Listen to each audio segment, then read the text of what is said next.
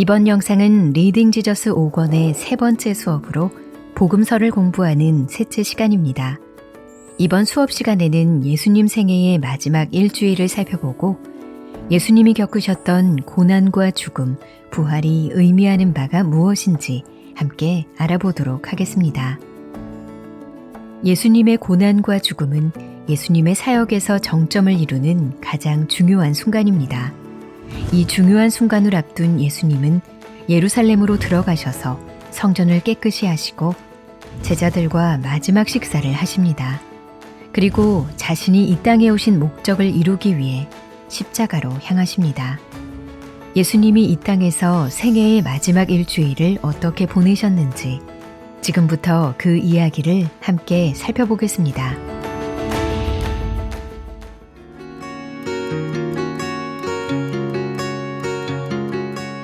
예수님 생애의 마지막 일주일은 예루살렘 입성으로 시작됩니다. 나귀를 타고 예루살렘에 들어오시는 예수님의 모습은 구약의 말씀이 성취되는 것을 보여줍니다. 예수님은 왕으로 예루살렘에 들어오셨고 사람들은 그 모습을 보고 이렇게 소리쳤습니다. 호산나 찬송하리로다. 주의 이름으로 오시는 이여. 찬송하리로다. 오는 우리 조상 다윗의 나라여 가장 높은 곳에서 호산나. 여기서 호산나라는 말은 여호와여 구하옵나니 이제 구원하소서라는 뜻으로 이들의 외침은 시편 118편의 성취를 보여줍니다. 사람들은 예수님께서 지나가시는 길 위에 겉옷을 펼치고 종려나무 가지를 흔들며 예수님을 환영했습니다. 6월절 때에 나귀를 타고 예루살렘에 입성하신 예수님이 사람들로부터 호산나 찬양을 받으시는 이 장면은 예수님이 곧 약속된 메시아이심을 드러냅니다. 예수님께서는 자신이 이 땅에 오신 참 목적을 밝히 드러내어 사람들에게 알게 하고자 하셨습니다. 그러나 이때까지도 사람들은 여전히 예수님이 메시아가 되신다는 것이 어떤 의미인지 깨닫지 못했습니다.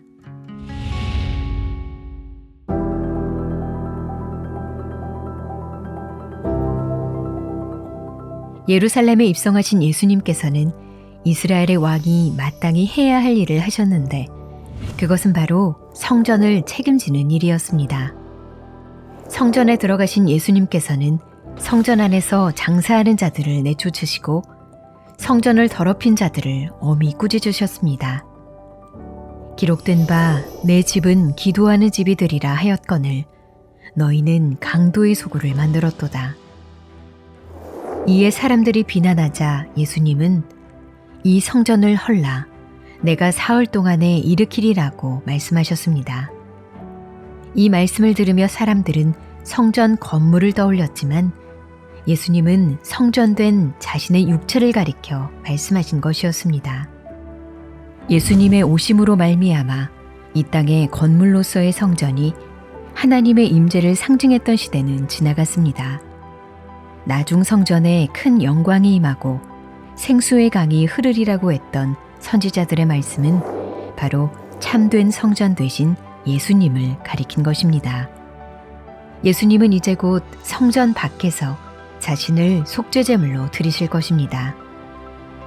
자기 백성들을 정결케 하기 위한 단 한 번의 완전한 제사를 준비하십니다.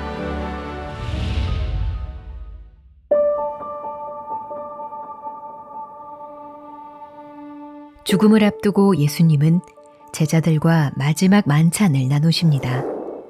예수님은 자신의 몸을 상징하는 떡과 자신의 피를 상징하는 포도주를 나누시며 새 언약의 때가 왔음을 알리십니다. 이전에도 하나님과 그의 백성 간의 언약에는 중재자가 필요했습니다. 그리고 염소나 수소의 피를 통해 언약이 시행되었죠. 새 언약에서는 온전한 삶을 사신 그리스도께서 중재자이자 완전한 제물이 되시고 그분의 피로 언약이 시행됩니다. 예수님은 몸을 찢으시고 피를 흘리시며 새 언약의 중보자로 십자가에 못 박히십니다. 십자가에 달리신 예수님은 이제 마지막으로 시험을 당하십니다. 지나가는 사람들은 예수님을 향해 이렇게 외쳤습니다. 성전을 헐고 사흘에 짓는 자여, 네가 만일 하나님의 아들이어든 자기를 구원하고 십자가에서 내려오라. 대제사장들과 서기관들도 예수님을 조롱했습니다. 그들은 예수님이 만일 하나님의 아들이자 이스라엘의 왕이라면 십자가에서 내려오던지 자기를 구원함으로써 자신을 증명하라고 소리쳤습니다. 이것은 예수님이 광야에서 시험당하실 때 사탄이 했던 말과 같았습니다. 네가 만일 하나님의 아들이어든. 그러나 예수님은 이번에도 유혹을 거절하시고 죽음으로 자기 백성을 구원하십니다. 예수께서 신포도주를 받으신 후에 이르시되 다 이루었다 하시고 머리를 숙이니 영혼이 떠나가시니라.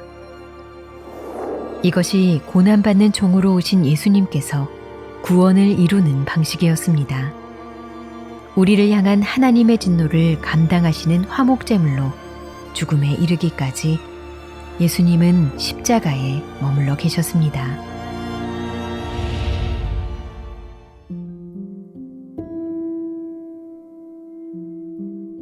예수님이 숨을 거두시자 온 땅에는 어둠이 임했고 성소의 휘장이 위에서 아래로 찢어졌습니다.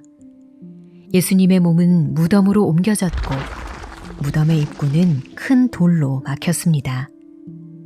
그러나 사복음서는 예수님의 죽음으로 끝나지 않고 영광스러운 부활의 이야기로 이어집니다. 안식일 다음 날 새벽, 막달라 마리아와 몇몇 여인들이 예수님의 무덤에 찾아갑니다.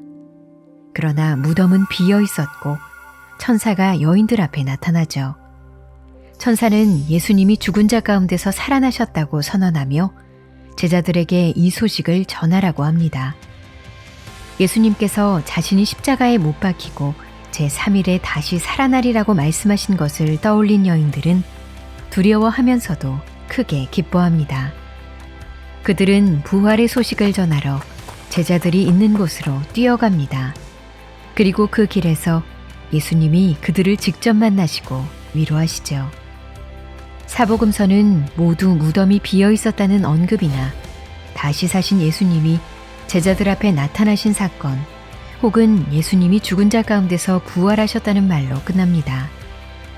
예수님의 부활을 기점으로 하나님의 구원 역사는 전환점을 맞이합니다. 부활하신 예수님은 온 땅의 권세를 가지신 하나님의 아들로서 제자들에게 모든 민족을 향해 나아가라고 명령하십니다.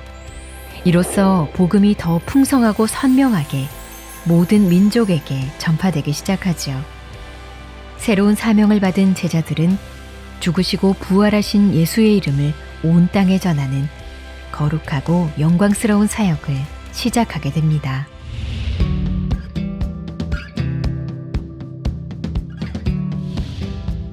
예수님은 자기 목숨을 많은 사람의 대속물로 주기 위해 이 땅에 오셨다고 말씀하셨습니다. 이것은 최고의 사랑입니다. 예수님께서 보여주신 희생은 의무감에서 나온 것이 아닌 죄인들을 향한 무한한 사랑의 표현이었습니다. 또한 예수님은 무덤에 머물러 있지 않으셨습니다. 죽은 자 가운데서 부활하셔서 아버지 우편에 앉으셨고 성령을 보내셔서 우리 가운데 당신의 사역이 이어지도록 하셨습니다. 예수님의 죽음과 부활을 믿는 성도들은 이제 그리스도와 연합하여 영생의 소망을 품고 살아가게 되었습니다. 동시에 성도들은 이 땅에서 그리스도의 발자취를 따라가며 그리스도의 제자로서 살아가는 존귀한 사명을 부여받았습니다. 세상 끝날까지 우리와 함께 하신다고 약속하신 예수님께서 우리를 능히 견고케 하시어 그의 영광스러운 복음이 전파되는 일을 가능케 하실 것입니다.